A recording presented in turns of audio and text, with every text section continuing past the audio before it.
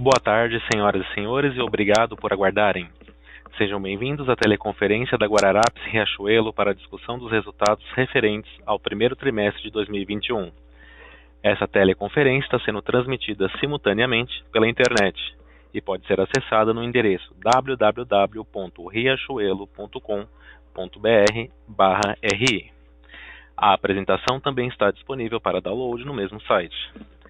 Informamos que os participantes estarão apenas ouvindo a teleconferência durante a apresentação da empresa e em seguida iniciaremos a sessão de perguntas e respostas quando mais instruções serão fornecidas.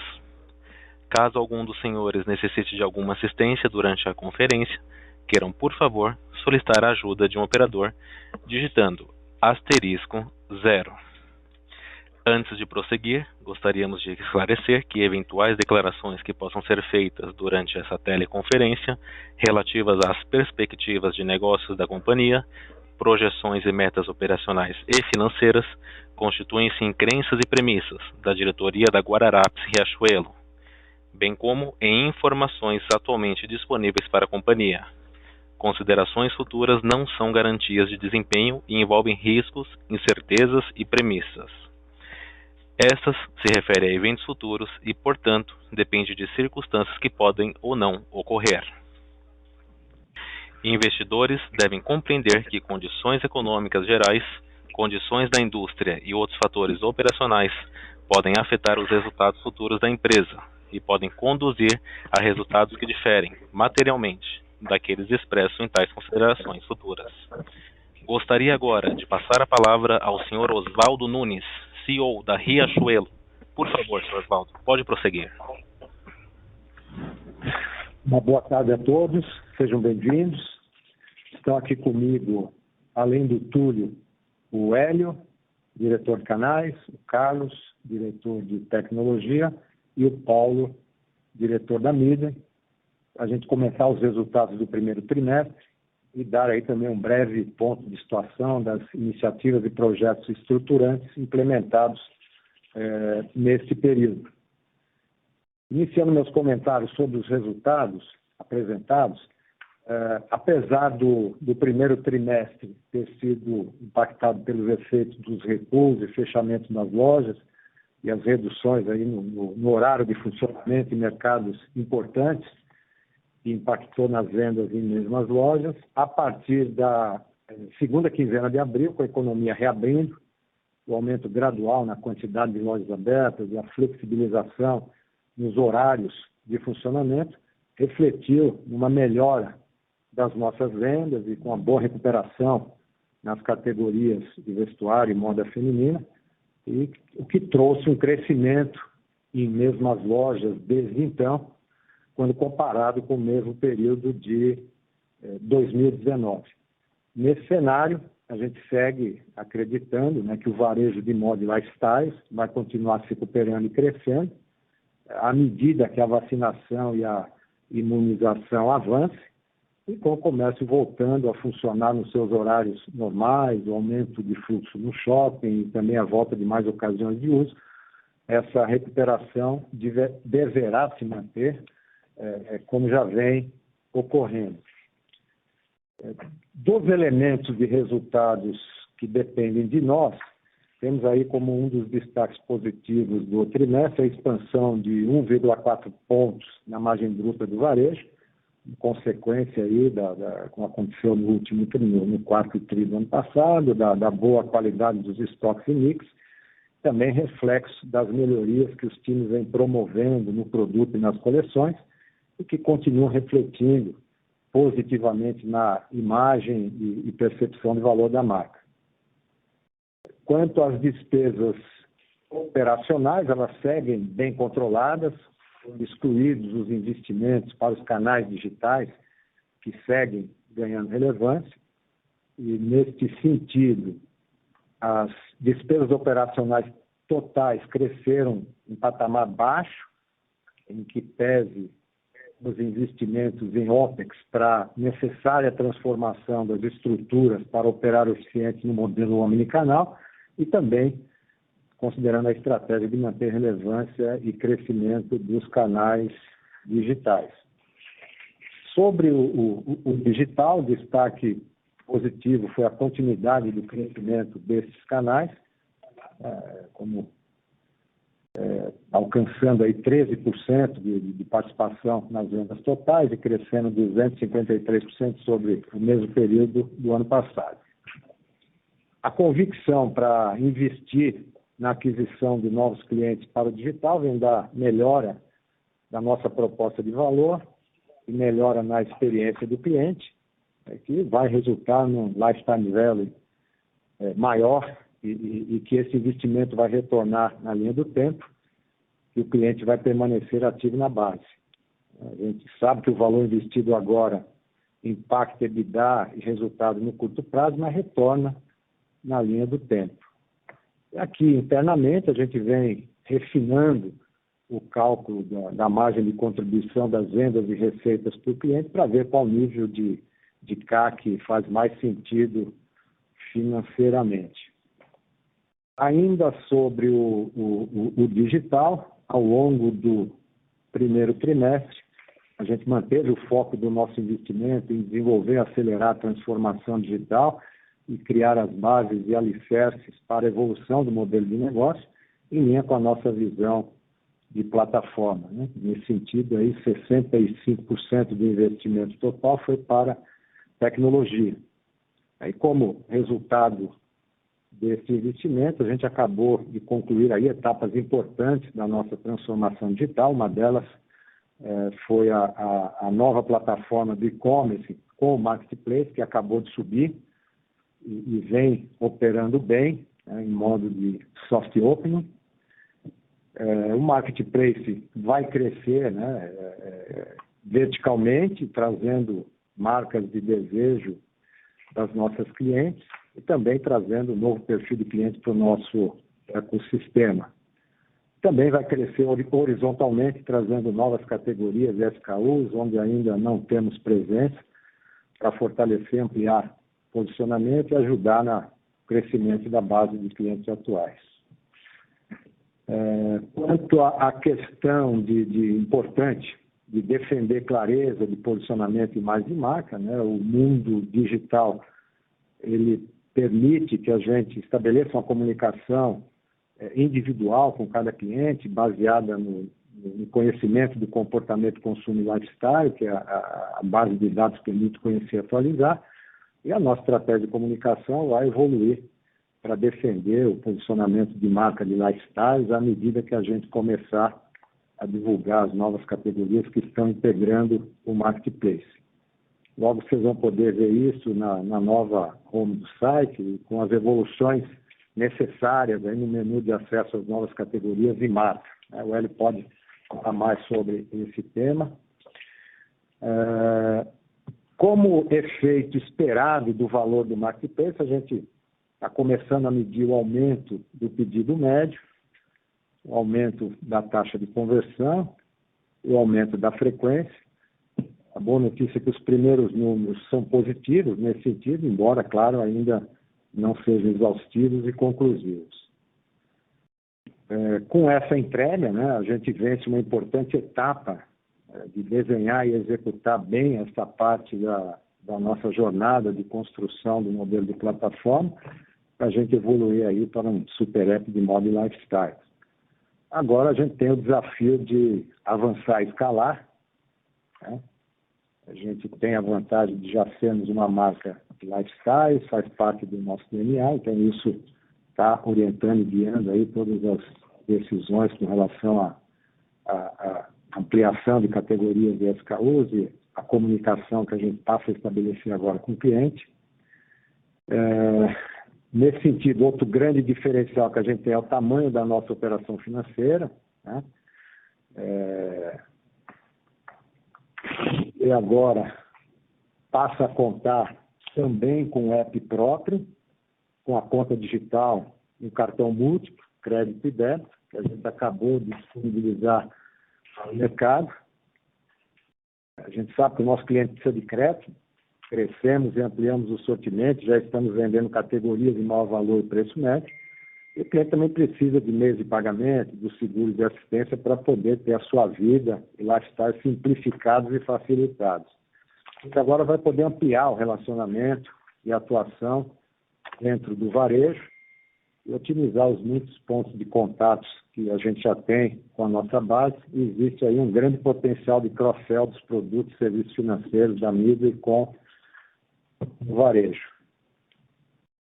O cliente agora, o fato do cliente agora poder baixar o app da Midway, abrir a conta digital, cadastrar uma chave do Pix aí mais à frente, a partir de junho, e ativar a conta, serão aí os novos desafios para os nossos canais de vendas e pontos de contato com o cliente. A gente sabe que não se escala o marketplace, não se constrói uma plataforma, um ecossistema sem robustez de meios de pagamento, bom nível de intermediação financeira e bom portfólio de seguros e assistência. E nessa dimensão financeira, a gente vai poder cada vez mais entregar uma experiência diferente para o cliente, porque a gente tem uma natureza diferente, a gente é uma empresa de moda, a gente é uma marca de lifestyle, a gente tem uma boa capilaridade física em nível nacional, e onde as nossas lojas têm uma atmosfera diferente, mais informal, mais próxima do cliente, pelo maior conhecimento que a gente tem dele, mais tecnologia e, ao mesmo tempo, mais humanizada.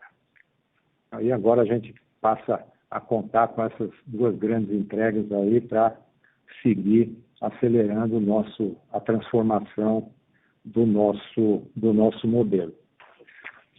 Finalizando aqui os meus comentários sobre a nossa estrutura de direção, conforme comunicado ao mercado, vieram para compor o nosso time de diretores e ampliar aí a nossa diversidade de vivências e experiências, 2 executivos de mercado que conhecem bem a operação de varejo, de moda e lifestyles, a Cláudia Buquerque, como diretora de produto, que está responsável pelas marcas de categoria do feminino, masculino, infantil, calçados, acessórios, sourcing de matérias-primas de qualidade, e o João Braga, até então responsável pelas operações da Zara e da Zara Home no Brasil, que ocupa a cadeira de diretor executivo de lifestyle, responsável pelas áreas de produto, logística e marketplace. Eles chegam para somar, fortalecer o processo em curso de evolução dos nossos produtos e coleções, da nossa proposta de valor, contribuir também para a evolução do nosso modelo de distribuição e logística, que agora cada vez mais tem os desafios do digital e da operação Omni, que estão crescendo e ganhando relevância dentro do negócio. Também agora a expansão consistente de novas categorias e novas verticais de negócio dentro do marketplace. Aí a gente deseja aí pleno sucesso a ambos nos seus novos desafios. E agora eu passo a palavra ao Carlos para darmos continuidade aqui. Muito obrigado, Oswaldo. Boa tarde a todos que estão conosco aqui na conferência. E indo para a apresentação, na página 5, começando já falando sobre todo esse processo de ecossistema da Riachuelo Midway, máxima integração, aqui ela traz uma grande fotografia. Acho que eu não vou me estender demais nenhum termo técnico, mas ele traz de forma muito didática em 4 grandes camadas que parte da origem, da camada de base, daquilo que se estrutura ou reestrutura ou constrói, até o extremo que é a integração das relações e experiências varejo e experiências financeiras, somando e potencializando todos os nossos negócios. A base são os principais sistemas que dão a infraestrutura necessária para que a gente consiga ter esse pensamento de ecossistema orientado a plataformas que são escaláveis. Depois, os serviços ou sistemas consumidos como serviços também como base ou construídos, e aí entra no lado direito da segunda camada todo o nosso ecossistema comercial, do nosso modelo muito integrado, que vai desde a indústria até a última parcela na loja. E do lado esquerdo, ainda na segunda camada, sistemas que permitem todo o processo de processamento e experiências do nosso app recém-lançado da Midway, que nos dá aí um novo mar de oportunidade das contas digitais. O terceiro layer são layers de plataformas já em operação, então todas as plataformas hoje escaláveis, integradas, e já agora também, como disse o Oswaldo, o Marketplace já em curso, né, em produção, já aí ampliando o número de ofertas. Acho que o Hélio vai trazer isso com um pouco mais de contexto. E na ponta, a última, as experiências todas que já são proporcionadas em loja, no digital ou na integração entre loja e digital, sendo no universo varejo, sendo no universo de experiências financeiras, né? Quando a gente vai para a próxima página, a página número 6, a gente segue a trilha da consistência e da coerência, que é mostrar entregas realizadas, pegando a timeline de acordo com o apresentado na última call do final do ano, e aquilo que nós já começamos a acelerar e entregar no ano de 2021. Então, de novo, tudo aqui são entregas realizadas e produtos recém-lançados em produção e prontos para serem escalados ou explorados na companhia, de acordo com o que o Oswaldo já muito bem colocou, né? Então, a plataforma do Meu Jeito é uma plataforma para todos os nossos modelos de loja. Ela nasce com um conceito integrado de presentes, lista de enxoval, lista de casamento, lista de qualquer tipo de lista ou modelo que a gente queira desenvolver, integrando com uma conta, um modelo pré-pago, expandindo e dando potencial dessa correlação, inclusive com o nosso universo financeiro. Ela nasce na V1, na sua primeira versão, já em operação como uma plataforma agnóstica aos modelos e aderente a todos eles, né? O Hub de Lojas, que era uma estratégia integrada ou uma derivada da integração do Omni, e aí a gente segue expandindo o Hub de Lojas, entendendo que isso é uma grande estratégia do last mile para estar mais perto do cliente, ser mais competitivo e mais rápido. E o Self-Checkout, que teve o início no final do ano, numa primeira loja testada, e agora com a reabertura das lojas, escalando isso conforme previsto e definido ali no release, para que todos possam ter uma ideia. E a grande entrega nesse momento, realmente, o Marketplace, a nossa plataforma proprietária, integrada, ela já nasce com um volume de sortimento relevante. Então é sempre importante a gente falar que ter sellers é bom, mas o que se espera do modelo de marketplace, de uma plataforma de marketplace, é um aumento do sortimento, para que a gente consiga aumentar a conversão, recorrência, constância e etc. E tudo aquilo que o marketplace traz como um ecossistema. E nós entregamos, então, a nossa plataforma proprietária hoje já em operação, com um número relevante de sellers também declarado aí na nossa release, né? Quando a gente passa para a página seguinte, página número 7, a gente segue exatamente no mesmo conceito, né? As entregas realizadas ao longo de 20, ao longo de 21.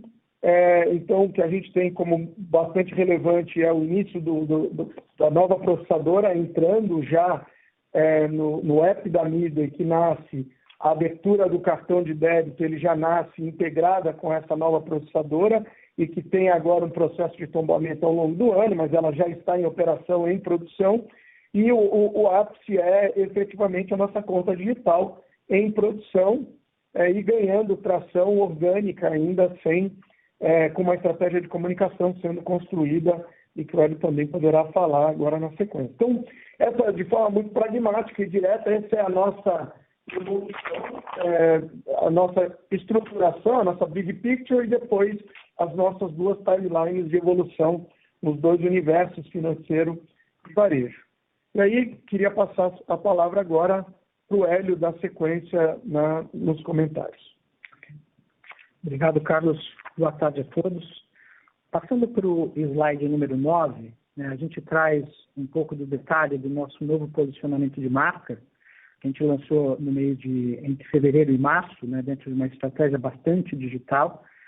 Principalmente esse novo posicionamento, né, mostra o quanto a Riachuelo está focada nas pessoas, né? A gente não acredita mais numa moda imposta, a gente acredita numa moda que nasce das pessoas para as pessoas. E a campanha vem ganhando força mês a mês, né, ao longo do ano, e sempre com uma pegada muito digital e com um engajamento bastante elevado, né? Então, a gente está com a nova assinatura, Riachuelo passou a seguir você, e a gente tem tido uma reação bastante forte do público em todas as nossas plataformas digitais.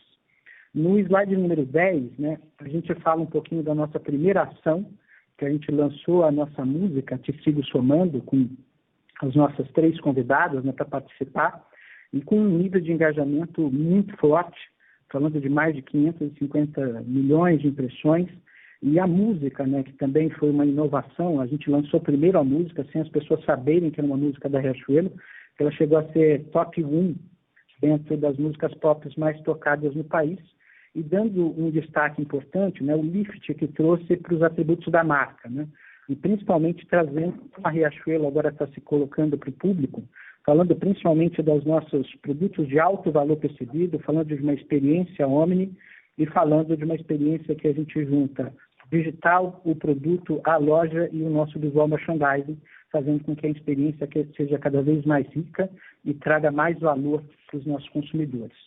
Na página 11, a gente dá um pouquinho de destaque de como foram alguns dos elementos da campanha, principalmente aqui falando de Spotify, falando de campanhas dentro do YouTube e o TikTok, né, que é a plataforma que mais cresce no Brasil e no mundo, e onde a gente tem tido muito sucesso. E na página 12, a gente traz o desafio que a gente trabalhou aqui durante o mês de maio, o Dia das Mães, onde a gente chegou a bater um recorde de 2,2 bilhões de views até o dia 11 de maio. Esse, segundo os dados do TikTok, é a segunda maior campanha em termos de visibilidade que eles já tiveram na história, e a gente acredita até que ela faça a ser a primeira, e com um nível de engajamento e patrocínio, né, envolvimento do público muito forte. Então, a gente acredita que a plataforma digital, né, e as redes sociais vão ser, de fato, um grande impulsionador da nossa imagem, da nossa comunicação, e redes que permitem a gente ter um nível de interação e engajamento muito fortes. Seguindo na página seguinte, na página 13, a gente vai abrir o capítulo sobre o Marketplace. Como o Carlos comentou, a gente fez a nossa estreia no Marketplace e tem como objetivo, principalmente, a gente ampliar o número de categorias, ampliar a recorrência e mostrar uma Riachuelo muito mais completa. Então, já temos várias marcas que já estão integradas na nossa plataforma, nessa primeira fase.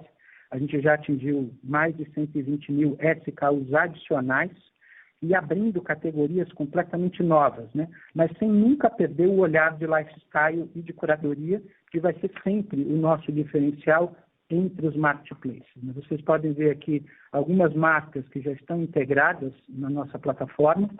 Eu destacaria a Todovino, né, que é uma categoria completamente diferente, mas que tem dentro do seu viés de lifestyle muita força e que vai estar integrando todos os elementos que a gente tem do lifestyle de casa.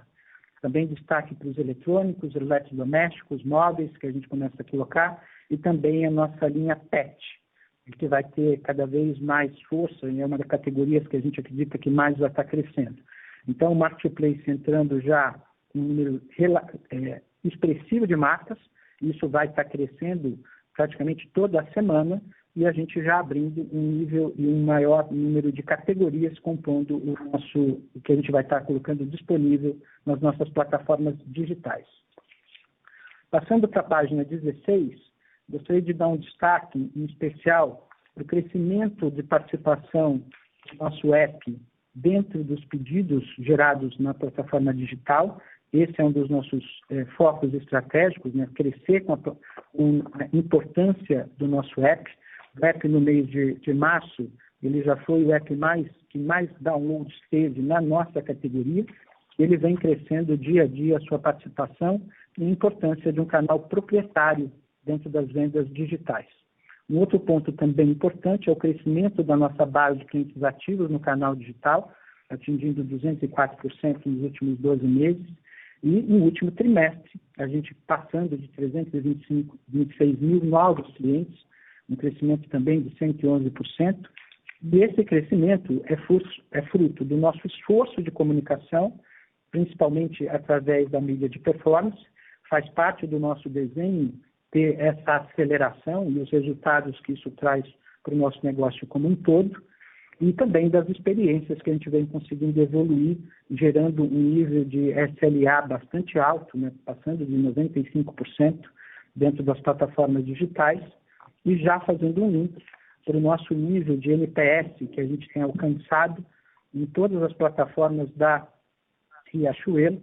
O e-commerce a gente com 64%, né, dentro de zona de qualidade, nas lojas físicas atingindo 91%, e nos nossos formatos estreantes, né, Casa Riachuelo com 92% e Carters com 92% também. Isso reforça todo o foco que nós temos dado na experiência do consumidor para garantir que ele tem um nível de satisfação elevado e um nível de recompra e fidelização muito maior. Então, acredito que esses são os principais pontos de destaque. Vou passar a palavra agora para o Túlio, que ele vai seguir com as informações financeiras. Obrigado, Hélio. Boa tarde a todos. Passando agora para o slide número 19, da apresentação, temos aqui um one-page do custo fiscais indicadores. Ele tem que ser bastante breve para passar logo já para as perguntas. Aqui o principal indicador que eu gostaria de destacar, começando aqui pelo venda em mesmas lojas, um desafio importante, né, de menos 16,6 no trimestre. A receita líquida da companhia totalizou aí 841 milhões. Né? E aí, claro que um desafio muito importante em relação a todo o desenho de fechamento de lojas. Né? Só para ilustrar, em janeiro foram 32 lojas fechadas, em fevereiro 29, em março esse processo se intensificou, chegando a atingir 214 lojas fechadas no mês. Né? Claro que se a gente fizer aqui um exercício interno, né, inicial, de como que seria esse número ajustado pela carga horária que foi fechada, né, esse número melhoraria bastante, iria para mais de 14%. Acho que a gente se atentar aqui à análise, ao número frio, para ficar mais claro de trazer aqui os impactos. Por trás desse número, né, acho que continua tendo aí um desempenho importante do Moda Casa, que mais um trimestre aí vem desempenhando uma performance muito diferenciada, assim como o infantil. Né? E entre as regiões, acho que é claro que dependeu muito aí da intensidade da carga de fechamento. Tá? Mas eu poderia citar aí situações mais brandas no Nordeste e Centro-Oeste. Né? Acho que o ponto principal e o ponto de maior destaque em relação ao top line continua sendo o desenvolvimento, o crescimento de todos os canais digitais. Acho que o Hélio e o Carlos comentaram bastante sobre isso. O crescimento nesse TRI foi de 253%, né? Mais um crescimento expressivo, mais um trimestre de crescimento expressivo. A participação total foi de 13,3%, né? Lembrando que essa mesma participação dos canais digitais no primeiro trimestre de 20 era de apenas 3%. Né? Então veja como a companhia deu corpo e evoluiu nessa pista. Né? Seguindo aqui dos principais indicadores, queria chamar aqui o destaque positivo para a margem bruta de mercadorias. Né? A companhia atingiu o patamar de 49,8% nesse primeiro trimestre. Isso é uma expansão de 1,4 ponto percentual. Agora que a gente olha por dentro, esse 1,4 de expansão, 1,8 é de melhora efetiva das coleções, tá? E uma pressão de 0,4 em função do mix. Tá? Então aqui tem muito que a companhia vem trabalhando nos últimos trimestres, né? Com muito foco, muita consistência, muita disciplina, muito investimento em análise, na metodologia de gestão, e a derivada disso é cada vez uma performance mais consistente em todas as vertentes. Né? Se a gente observar só o segmento de moda, né, a margem bruta, já estamos falando já nesse trimestre de 56%, né? Contra 54,2% no primeiro TRI de 20. Né? Então, aqui tem realmente uma evolução importante, lembrando que a gente vem com essa mesma história já desde, inclusive no quarto trimestre do ano passado, que foi um trimestre que claramente os demais concorrentes foram bastante agressivos em preço. Tá? Passando agora para o resultado da operação financeira, que totalizou 110 milhões nesse trimestre. Acho que aqui tem um outro ponto muito interessante, né? A companhia, vocês acompanharam um trabalho ao longo de 20, né, de readequação de risco dessa operação financeira, né, por conta de todo o nível de incerteza. Né? Esse primeiro trimestre, né, é um trimestre, assim como será o segundo trimestre, de um processo de retomada de volumes, né?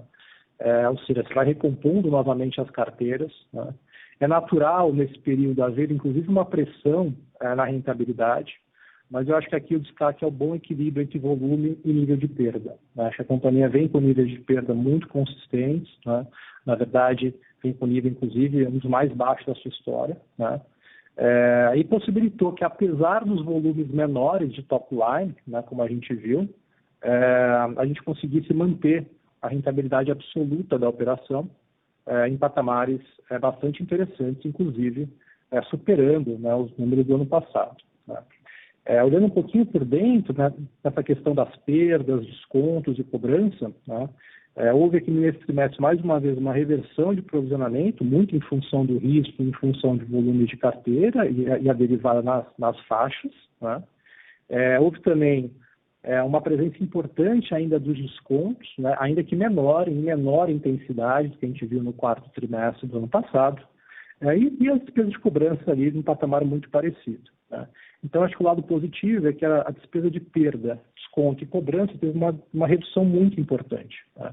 Na ordem de 75%, o que foi suficiente para aliviar a pressão proveniente do top line, que não foi pequena, né? Mas a derivada disso é um resultado mais forte, um resultado com crescimento aí, como a gente viu, de 64%. Né? Passando agora para as despesas operacionais, né? Acho que aqui a gente tem um ponto bem interessante, né? E logo mais vou dar um disclosure um pouco maior.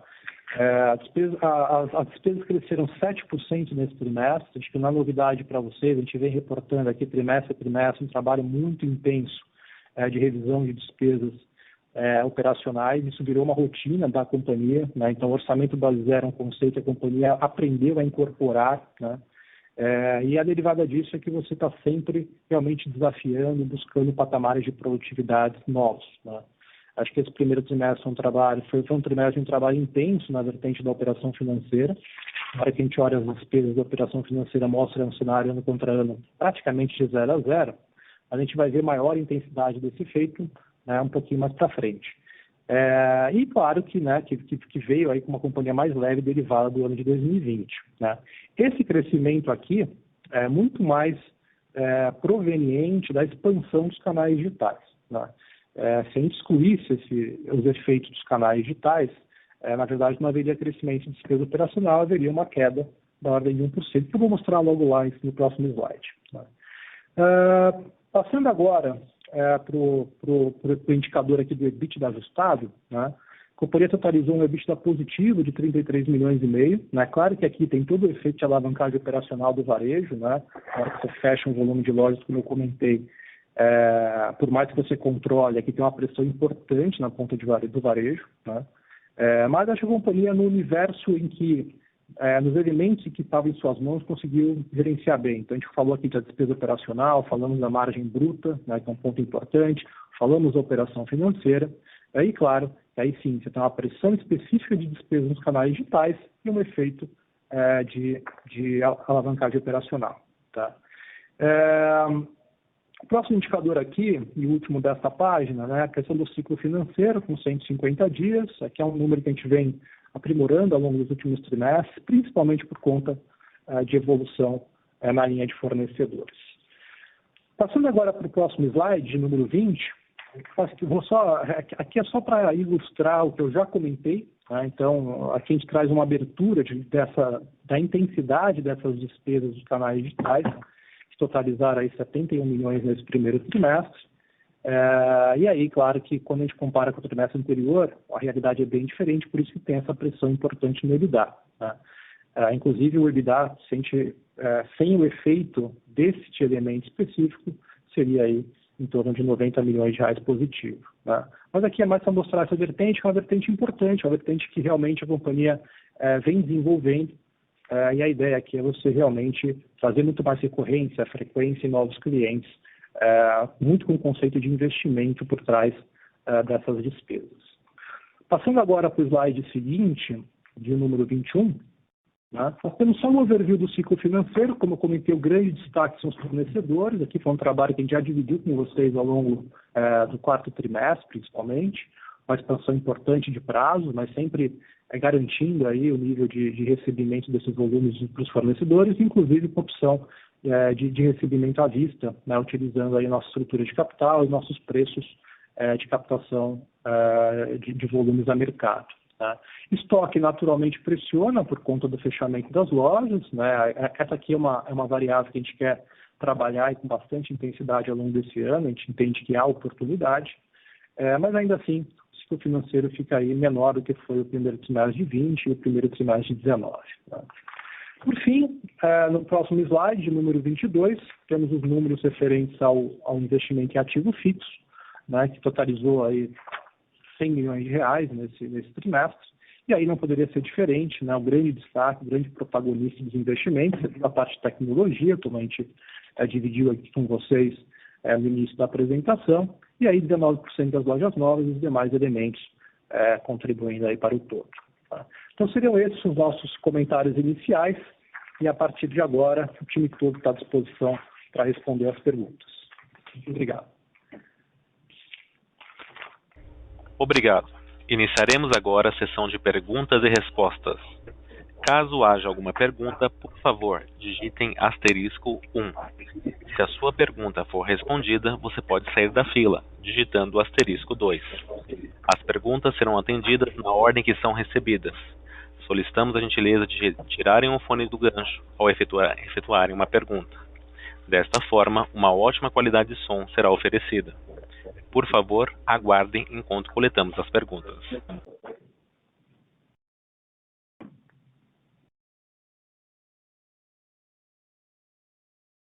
Nossa primeira pergunta vem de Helena Vilares, do Itaú. Por favor, Helena, pode prosseguir. Oi, pessoal. Obrigada por pegarem a pergunta. A primeira pergunta, na verdade, é em relação às novas contratações, né? Como vocês mesmo comentaram, a Cláudia entrou no time e o João Braga entraram no time agora recentemente. E a nossa pergunta está relacionada em relação ao que vocês têm de expectativa, quais as melhorias que vocês esperam que sejam feitas, qual que é a cabeça aqui para essas duas contratações em termos de produto e produto e lifestyle. Quais vocês acham que são as melhores que eles têm para agregar no curto e no longo prazo? E a segunda pergunta, aí mais curto prazista, em relação ao Dia das Mães. Como é que vocês viram o Dia das Mães? Que é uma pergunta que a gente tem recebido bastante aqui dos investidores. Obrigada. Helena Osvaldo, como eu disse há pouco, a vinda desses dois novos profissionais de mercado, aí, muito experientes em moda e lifestyle, para ajudar a reforçar, né, uma pista que a gente já vem desenvolvendo, né, que é seguir melhorando o produto, coleção, né, adicionando valor, e isso refletindo numa clareza cada vez maior de posicionamento, imagem e valor de marca, né? Quer dizer, isso é um ativo muito importante, né, para a gente, ainda mais agora que a gente começa a expandir as fronteiras do nosso negócio com outras verticais. Então, a gente, como marca de lifestyle, tem que ter o produto como sendo algo muito importante no centro do nosso negócio, sendo ele 1P ou 3P, né? E tem todas as evoluções aí na cadeia de valor, né? Para ajudar a ajustá-la, né, aos novos desafios da operação Omni, e com o crescimento do marketplace, aproximar mais a área de produto e as lojas, para que haja aí uma melhora nesse feedback do cliente, para seguir nessa pista de evolução e aprimoramento. Helena, dando continuidade aqui na resposta, né, sobre o Dia das Mães. Dia das Mães para a gente foi bastante aderente ao que a gente estava planejando, inclusive a gente conseguindo ter crescimentos, destaque, acho que para o mundo feminino, para o mundo infantil e de beleza para a gente. E isso, as lojas físicas que estavam operando nos seus horários plenos, a gente viu isso de uma forma mais forte, né? Principalmente no último fim de semana. O canal digital, ele veio também com bastante força, mas claro, esse destaque aconteceu nas semanas anteriores. A gente manteve uma forte operação do WhatsApp nesses últimos dias, fortalecendo a plataforma. E, no geral, a gente viu o Dia das Mães como sendo um evento que foi de sucesso para a gente. Então, acho que o destaque vem justamente do mundo feminino e do mundo infantil, onde a gente teve uma forte aderência à nossa nova proposta de produto. E o inverno, que também já começou a ter uma boa performance puxada pelas regiões sul e sudeste, onde a gente apresentou também uma coleção bastante competente e que já trouxe bons resultados para a gente. Tá ótimo, muito obrigada. Nossa próxima pergunta vem de Wagner Salaverry, do Quantitas. Boa tarde a todos. A minha pergunta, Oswaldo, é mais ou menos no seguinte sentido, assim, olhando como vocês atravessaram a pandemia, gerando caixa, crescendo bem no online, enfim, já tinha sido um sinal bastante positivo de melhoria na gestão da companhia, né? Principalmente quando a gente tinha uma avaliação de que no passado isso não acontecia. Depois da chegada da Cláudia, do João, também mostra que vocês não só estão buscando, mas atraindo gente boa para o projeto da empresa, né? E lançaram o Marketplace, lançaram as contas digitais agora, o nível de transparência da apresentação do release é bem maior do que no passado, mostra um comprometimento de vocês com essa melhora contínua. A pergunta que eu faço é, vocês já consideram que a maior parte dessa melhora de gestão, da estabilização da gestão da companhia já aconteceu? E, assim, em que nível vocês estão dessa transformação toda de gestão? E a segunda pergunta é, como é que vocês avaliam essas movimentações recentes aí que teve no setor, fusão aí de duas empresas relevantes e uma captação grande no mercado para aquisições por outra companhia, e se isso mexe com algum plano de vocês ou não? Wagner, acho que a primeira pergunta, acho que a consistência, né, a melhora consistente do nosso desempenho relativo aí, né, aos demais players nos últimos trimestres, acho que mostra, como você mesmo falou, né, que a gente vem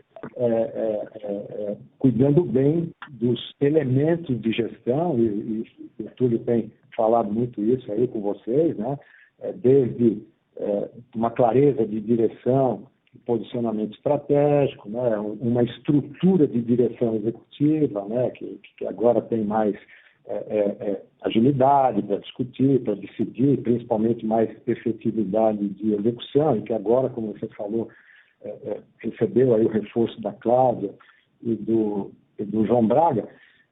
Eu diria que a gente está num bom nível, né? Mas claro que tudo pode melhorar sempre, né, Wagner? Eu enxergo sim que a gente ainda tem espaço para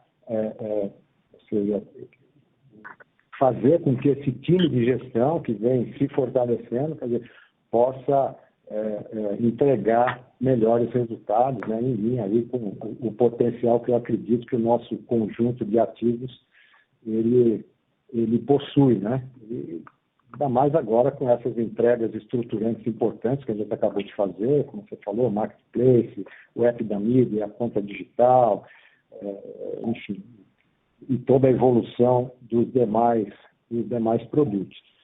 Com relação aí a isso que você falou aí das movimentações no mercado, nesse momento, quer dizer, eu posso falar da nossa agenda estratégica, claro, né? E nesse momento a gente está focado em implementar essa agenda para acelerar o crescimento dos canais digitais com o nosso próprio Marketplace, né? Que já vai trazer grandes desafios aí à medida que a gente expandir os negócios atuais e também criar novas verticais de negócio junto com esses outros produtos e serviços que a gente está entregando, principalmente aí, app da mídia e conta digital, né? E a gente acabou aí de criar uma área, ou seja, de M&A, né, que para apoiar nessa transformação digital em curso, né, estando aí atenta, né, a eventuais oportunidades que possam surgir através de startups para a gente poder aí antecipar entregas que estão previstas na nossa agenda de transformação digital ao longo de 21, ao longo de 22 e fechar alguns gaps aí. Então, esse é o momento em que a gente se encontra hoje. Tá ótimo. Muito obrigado. Nossa próxima pergunta vem de Richard Tart, do Banco Bradesco. Boa tarde, pessoal. 2 perguntas. A primeira, Túlio, se você puder só dar um pouco de cor sobre suas expectativas para o portfólio de serviços financeiros ao longo do resto do ano. E o segundo, em relação à expansão, acho que vocês colocaram no release, acho que 3 aberturas já no segundo tri. Então, se você puder só passar um pouco de detalhes sobre como vocês estão pensando em relação à expansão para o resto do ano, mas também para os próximos 2, 3, 4 anos. Por favor. Obrigado. Richard, eu vou responder a primeira pergunta, que a gente conseguiu ouvir bem, mas o áudio está um pouquinho complicado para a gente entender. Se você depois puder repetir a segunda, eu te agradeço. Eu entendi que a primeira pergunta seja em relação aos produtos financeiros, estou correto? Sim, correto. Ok. Bom, acho que a operação financeira como um todo, né, a gente vem aí num desenho que é uma derivada do que a gente viveu e desenhou ao longo de 2020. Né? 2020, como vocês acompanharam, acho que a companhia fez um trabalho primeiro protetivo, né, de garantir o recebimento das faturas, né, uma preservação importante de caixa, então o foco foi muito no recebimento. E a derivada disso também, claro, uma adequação importante de risco e volumes de carteira. Né? Então, acho que a companhia está vivendo hoje, né, um desenho bem interessante, que assim, o desafio de voltar a gerar volumes, né, mas garantindo, claro, um risco-retorno muito interessante, porque hoje a gente está num patamar, um dos menores patamares da história da companhia no que diz respeito a risco. Né? Então a gente viu lá, a empréstimo pessoal subir um pouquinho, mas a derivada para frente é uma recuperação rápida, na hora que a gente olha os números das novas safras, os números do First Pay Default, né? E na hora que a gente olha o cartão, esse realmente está com um nível de risco bastante baixo, que traz um desafio que é assim, como que eu rentabilizo uma operação e uma carteira com risco tão baixo. Né? Então, o nosso desafio neste momento é retomar volumes, né?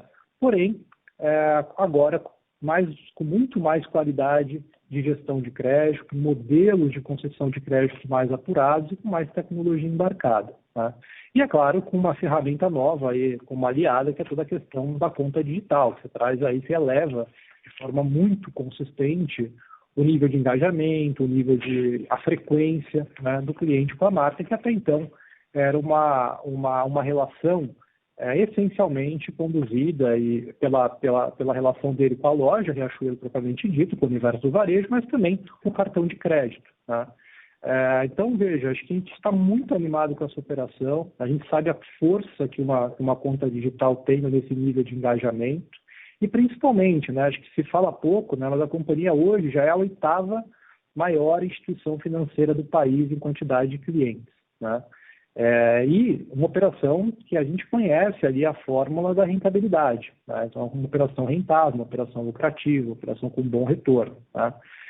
Então, aqui tem uma vertente muito importante para expandir e sempre conectado com essa visão de plataforma, essa visão de marketplace que a gente passa agora a desenvolver em todas as vertentes da companhia, e a operação financeira não é diferente. Né? Então, tem alguns pontos importantes. Pegue, por exemplo, os números do cartão Bandeira nesse primeiro trimestre. Né? Apesar de ser um trimestre com todas as peculiaridades que a gente comentou aqui, tivemos um bom desempenho dos números referentes à Bandeira, seja em spending, né? Seja, inclusive, nas receitas provenientes desse cartão, que cresceram aí ano passado na ordem de 7%. Tá? Então, eu diria que estão bastante animada. Essa operação sempre foi uma operação importante para a companhia, como vocês conhecem, né? Mas eu diria que toda essa elevação para o universo digital traz essa operação também para um outro patamar. Ô Richard, só queria, Carlos, só complementando o ponto do Túlio, na estratégia da construção da conta digital, e a conta digital também é tecnologia totalmente proprietária, integrada com a nossa estratégia Omni, né? Ou seja, ela conecta e é e tem um conceito por trás a construção de plataformas para derivar depois produtos, seguros, serviços financeiros e integrando num cross-sell muito forte com o varejo. Então, só completando um pouco a fala do Túlio. Perfeito, excelente. E a segunda pergunta, Túlio, que eu acho que você falou que não ouviu, era só em relação à expansão. Vocês acho que abriram 6 novas lojas no segundo TRI. Então, eu só queria entender qual que enfim, como que vocês estão pensando sobre a abertura de lojas ao longo do resto do ano, mas também pensando um pouco mais nos próximos 2, 3, 5 anos. Por favor. O Richard, bom, quando a gente olha aqui para o ano de 21, né, hoje a gente tem aí, já estamos aí, se eu me equivocar aqui, Túlio, o Hélio pode me corrigir aqui, 328 lojas Riachuelo, né, que é o modelo full, né,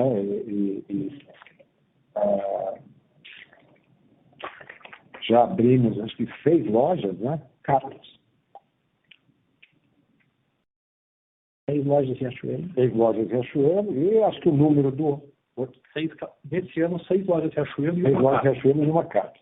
E acho que a gente consegue esse ano entre 15 e 20 Riachuelos. Acho que Carters a gente deve fechar o ano aí com em torno de 20 lojas, e o Casa Riachuelo fechar o ano em torno de 15 lojas. Esses 2 novos formatos estão vindo com resultados muito bons, são 2 formatos muito interessantes, que têm muita sinergia com o digital, tem muita possibilidade de a gente expandir, ou seja, categorias, numa visão de lifestyles, né, dentro do digital, com as parcerias aí com os sellers, né, e a gente vai poder reforçar o nosso posicionamento nesses 2 mercados bastante importantes e com baixo nível de concentração, quer dizer, tem muita oportunidade. E quando a gente olha para frente, né, claro, a nossa visão é de longo prazo,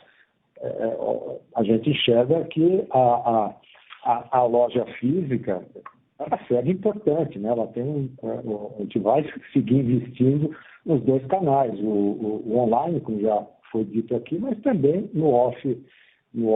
O cliente é cada vez mais omni, um canal reforça o outro, né? Então a gente ainda vê muita oportunidade para crescer aí a nossa plataforma de lojas físicas, não só com o modelo Riachuelo, mas também com esses 2 novos formatos, que é o Carters e o Casa Riachuelo. Richard, Carlos, de novo, só complementando a fala do Oswaldo, todos os modelos de loja nascem com a proposta Omnichannel Ship from Store já integrados. Então, todas essas lojas já inauguraram em Carters, Casa Riachuelo e Riachuelo, já nascem com o conceito Omni integrado. Como eu disse, um canal reforça o outro e também ajuda, né, a reduzir aí o custo de aquisição de novos clientes, dentre outros diferenciais que a loja física, no nosso tipo de negócio, né, pode oferecer ao cliente, né, em termos de uma experiência complementar e diferenciada a tudo que o online também pode proporcionar. Tá bom, excelente. Obrigado pelas respostas. Nossa próxima pergunta vem de Felipe Casemiro, do Banco HSBC.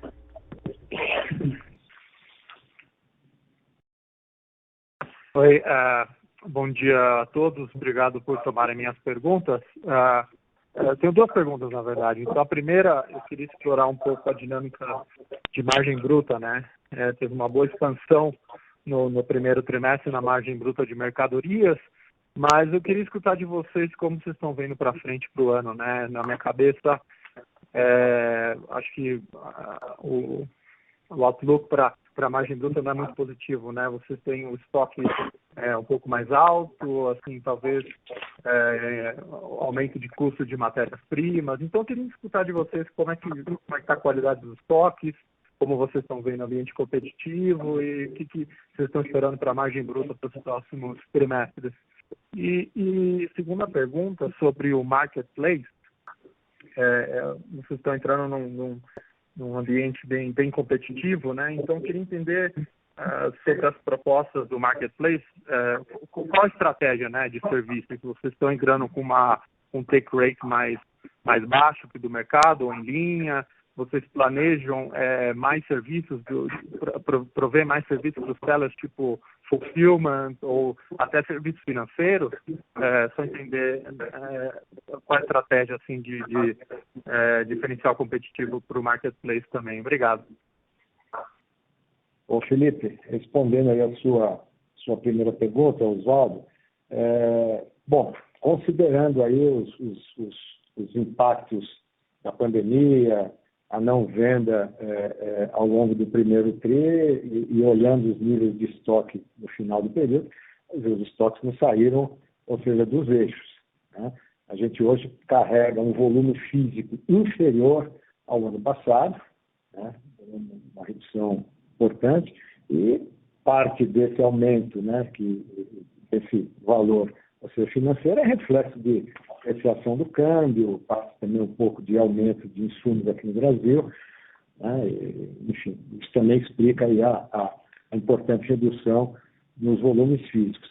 Esse ano, ao contrário do que aconteceu ano passado, no segundo trimestre, a gente está com as lojas abertas e a coleção de inverno, como foi dito, vem performando bem. Então, de modo que a gente não vai precisar postergar, diferir a validade da coleção inverno, né, como fizemos ano passado. A renovação do mix se dará a partir aí de julho e agosto, né, com a entrada das coleções de primavera e preparando já para o verão e alto verão, né? E, claro, temos aí também estoques um pouco mais robustos do que o normal, mas de qualidade, né? Nas fábricas próprias, né? Com custo de aquisição bastante competitivo, né? Ao longo lá do final do ano passado, início desse ano, como teve sim uma pressão maior de custos na cadeia de suprimentos, mas a gente é comprador de grandes volumes e conseguimos fazer boas negociações, evitar aumentos que a gente não conseguiria repassar para o preço e para os clientes. De modo que a gente vai seguir entregando margens robustas nos próximos trimestres. Felipe, dando continuidade aqui na segunda parte da sua pergunta, né, sobre o marketplace, a nossa estratégia, né, para se diferenciar no mercado vai ser usar muito do nosso expertise de gestão e desenvolvimento de lifestyle, né? Então, o nosso trabalho de hunting, farming, ele vai estar muito focado nesse aspecto, né, na própria apresentação e nível de serviço que a gente vai oferecer. Então, a gente não vai entrar nesse primeiro momento, nessa primeira fase do nosso marketplace em categorias que a gente não entenda que compõem determinados lifestyles. E dando um exemplo, né, por exemplo, puericultura, a gente já tem na Cartas um pilar muito forte, a gente vai estar complementando. Casa, o Carlos colocou, a gente já traz o Casa Riachuelo totalmente integrado dentro do Omni, e a partir dali a gente vai abrindo outros produtos e ampliando a nossa linha, sempre nessa vertical do lifestyle de casa, e buscando elementos que vão agregando valor para esse nosso cliente. E sempre a gente vai estar olhando também o nível de serviço que a gente vem integrando, né? Então, nessa primeira fase do marketplace, uma das coisas que a gente fez foi o nosso contact center, monitorando todos os pedidos que foram feitos até a entrega para o cliente, como foi a experiência, fase a fase, todo o processo, para garantir que a gente está avançando com qualidade também no nível de serviço. Então, o marketplace vai estar olhando muito lifestyle, muito mundo da moda, muito que é complemento deste mundo, e abrindo o maior número possível de verticais, olhando por esse aspecto. E no nível de serviço, como eu comentei, trabalhando muito forte o monitoramento da cadeia. O Carlos vai dar um complemento também aqui sobre esse olhar do marketplace. Felipe, Carlos, muito obrigado pela sua pergunta. Acho que complementando o ponto do Hélio, acho que a primeira grande evidência é a escalabilidade, né? A terceira vez que eu construo uma plataforma de marketplace tinha que aprender alguma coisa. A gente, em algumas horas, subiu 40 sellers e mais de 120 mil SKUs no dia que a gente virou a chave, né? Então, um grande diferencial do que é visto é a nossa capacidade de escalar rapidamente dentro da estratégia já apresentada e bem colocada pelo Hélio. Na sequência, o Roadmap Futuro, ele segue uma trilha do pensamento de ecossistema e plataformas. Então, a gente tem um grande universo financeiro que irá se integrar ao longo do tempo e capturar todo o valor possível deste ecossistema ou dessa plataforma, ou desse conceito, né? Então, uma vez que eu tenho agora e começo a ter um grupo crescente de sellers interagindo e relacionando com a nossa plataforma, me abre novas oportunidades, e todas elas, inclusive as que você citou, estão sim no nosso backlog, mas como regra combinada, a gente vai seguir sempre falando do que a gente já entregou e fazendo poucas promessas do que virá pela frente, né? Então, mas sim, a ideia é explorar ao máximo o conceito do marketplace como uma grande proposta de valor de ecossistema, e isso vai gerar múltiplas maneiras de receita e rentabilidade no final do dia para a gente no resultado. Tá bom, muito obrigado, Oswaldo, Hélio e Carlos. Talvez um último follow-up bem rápido, sobre o nível de alavancagem da empresa, talvez para o Túlio.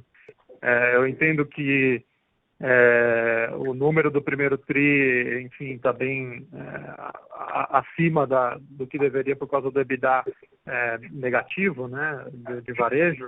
Mas só entender como é que estão as conversas com os bancos sobre o nível de alavancagem, se tem alguma preocupação nesse lado ou não? Obrigado. Ok, obrigado, Felipe. Essa questão da alavancagem, acho que o ano passado foi um ano muito importante nesse sentido, né? A companhia fez um trabalho muito importante de preservação e geração de caixa, né? Foi um ano que a gente gerou muito caixa, né? Então a gente fechou o ano com uma dívida líquida substancialmente inferior ao que a gente costumava ter, né?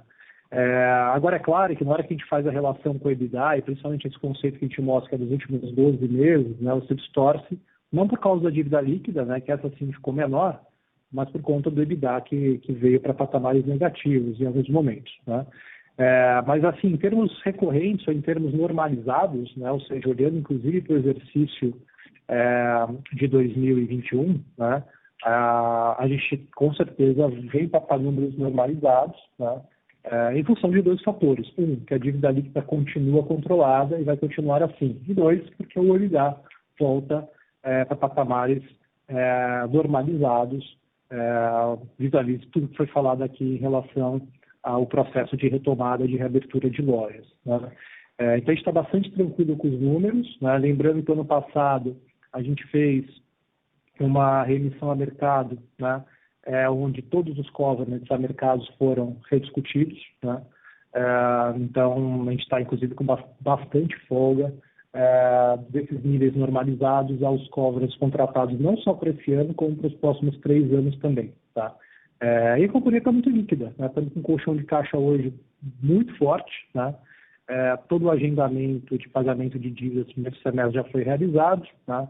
Agora a gente entra para uma escala de segundo semestre e já começa a mirar o ano que vem, né? Mas estamos de forma, assim, inclusive, com o menor patamar de dívida líquida aí, normalizado da companhia, justamente por conta do trabalho que foi feito ao longo dos últimos anos. Aí, é claro, o primeiro TRI especificamente, a gente viu ali um consumo de caixa, né? Por que aconteceu esse consumo, né? Essencialmente, a retomada gradual da operação financeira, né? Ao longo de 20 a gente retraiu bastante os volumes, né? Outro, a questão da alavancagem operacional, né? Que pega ali com certeza no Funds from Operation, por conta da operação como um todo, né? E também pagamentos de fornecedores e de impostos em janeiro, né? Ao longo do ano de 2020, a gente fez um trabalho muito forte de expansão de prazo de fornecedores, então é natural que houvesse uma pressão maior nesse primeiro trimestre e também os vencimentos de impostos de janeiro. Tá certo, obrigado, Túlio. Nossa próxima pergunta vem de Isabel Guerra, do Banco Alfa. Boa tarde a todos, obrigada pelo call. Na verdade, eu vou um pouquinho na última pergunta. O que eu fiquei em dúvida é que o número do Covenant é rompido durante o primeiro TRI desse ano. Isso starta algum processo com os bancos? Ou quantas vezes você tem que romper o Covenant para fazer uma renegociação? Ou você não espera ter que fazer essa renegociação? Mesmo Isabel, entendendo as obrigado. especificidades do trimestre, tá? Obrigado pela pergunta, Isabel. Os covenants dos nossos contratos de dívidas, eles são sempre ao final do período, tá? Referente ao exercício finalizado, tá? E não em relação a trimestre, em relação aos últimos 12 meses, tá? Então, não há rompimento de covenants por conta de um trimestre especificamente, tá? E, na verdade, não haveria nem o ano passado. O ano passado, a gente resolveu fazer toda a releitura de covenants, né? Justamente porque o nível de incerteza era muito alto, né? E ainda assim a gente acabou fechando o ano com um nível de alavancagem de 3 vezes EBITDA, né? Que era justamente o limite do covenant, né? E para esse ano a gente elevou o covenant para 2021 para 4 vezes e meia EBITDA, depois 2022 3 vezes e meia e depois 23 para 3 vezes EBITDA, né? Mas sempre marcado ao final do período, tá? Então não há vencimento, não há rompimento de covenants nesse primeiro trimestre, tá? E também, como eu comentei, não há expectativa de rompimento também ao longo deste ano, uma vez que o nível de EBITDA volta a se normalizar, né, a partir já do segundo trimestre, com a retomada de abertura de lojas, e o nível de dívida líquida continua bastante estabilizado. Só então para entender uma questão, porque eu entendo que esse covenant é calculado com o EBITDA anual, independente do período que a gente está falando. Quando você fala 4 vezes e meia, é final de ano. E não assim, não esse EBITDA anualizado que você faz trimestre a trimestre. Exatamente, Isabel. É isso? Exatamente. Então, assim, ele não é por 2 trimestres ou 3 trimestres consecutivos, não. É anual. É anual ao final do exercício, tá? Então, ao final de 2021 vai se apurar o número de relação dívida-EBITDA do final do exercício de 21 em relação ao EBITDA do exercício de 2021 como um todo. Perfeito, muito obrigada. De nada.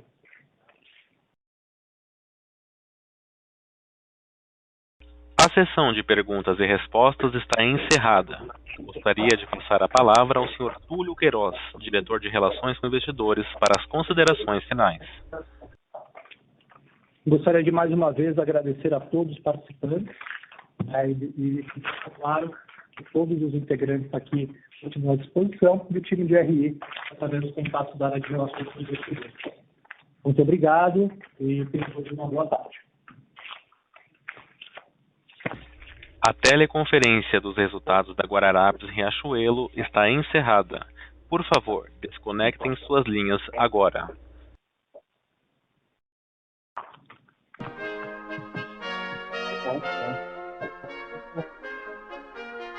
As fotos são de Deus, né?